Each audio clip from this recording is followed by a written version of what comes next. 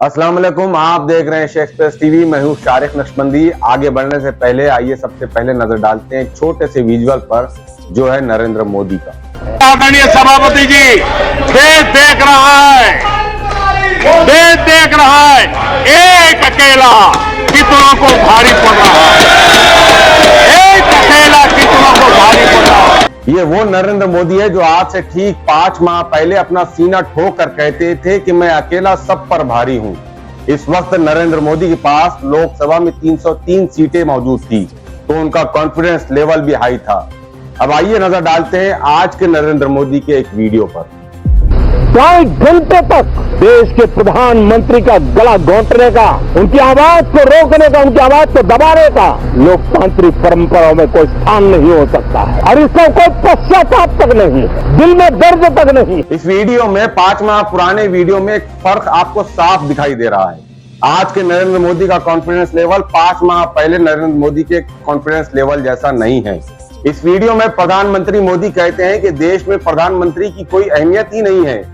5 घंटे तक उनका गला घोटने की कोशिश की गई, लेकिन फिर भी अपोजिशन को सुकून नहीं मिला और ना ही उन्हें किसी किस्म का कोई पछतावा है।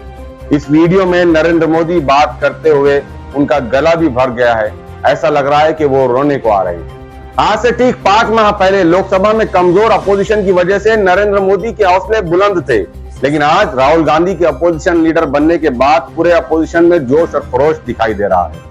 वहीं नरेंद्र मोदी के कहने में कमजोरी नजर आती है। ये वो नरेंद्र मोदी है जिनके पास आज हाउस में पूरी मेजोरिटी न होने की वजह से वो अपनी बैसाखियों के बल पर यानी नीतीश कुमार, चंद्रबाबू नायडू और एकनाथ शिंदे के बलबूते पर सत्ता में मौजूद है।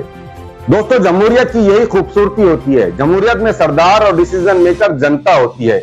इसलिए सत्ता में बैठे लोगों को हमेशा इस बात का ख्याल रखना चाहिए कि 5 साल बाद उन्हें दोबारा जनता दरबार में हाजिर होना पड़ता है। लेकिन शायद नरेंद्र मोदी सरकार पिछले 10 सालों में सत्ता रहते हुए अपनी डेमोक्रेटिक वैल्यूज को भूल गई थी, इसलिए मनमाने फैसले करके भारत की जनता को दिन ब दिन महंगाई और बेरोजगारी के दलदल में फंसाती रही, जिसका नतीजा ये हुआ कि 400 पार का नारा लगाने वाली बीजेपी सिर्फ 238 सीटों तक ही सिमट गई।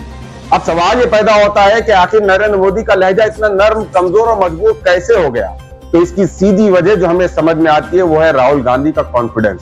राहुल गांधी ने जिस तरह बाउंस बैक किया है और 2024 लोकसभा सेशन में जिस तरह भाषण दिया है और पे दर पे बीजेपी और नरेंद्र मोदी को घेरा, उससे सत्ता पक्ष के हौसले कमजोर हो गए। क्योंकि राहुल गांधी ने एविडेंस यानी सबूतों के साथ ये साबित किया कि पिछली हुकूमत यानी बीजेपी की हुकूमत में जो फैसले लिए गए वो जनता के हक में सही फैसले नहीं थे। और यही वजह है कि तीसरी मर्तबा बीजेपी बहुत फूक फूक कर कदम रख रही है। लेकिन जिस तरह नरेंद्र मोदी कमजोर नजर आए, उससे लगता है कि राहुल गांधी के तीर सही निशाने पर लग रहे हैं और राहुल देश की जनता को ये समझाने में कामयाब हो रहे हैं कि यहाँ नफरत के बाजार में मोहब्बत की दुकानें खोलनी होगी, तभी इस देश का एक आम नागरिक और देश बच पाएगा।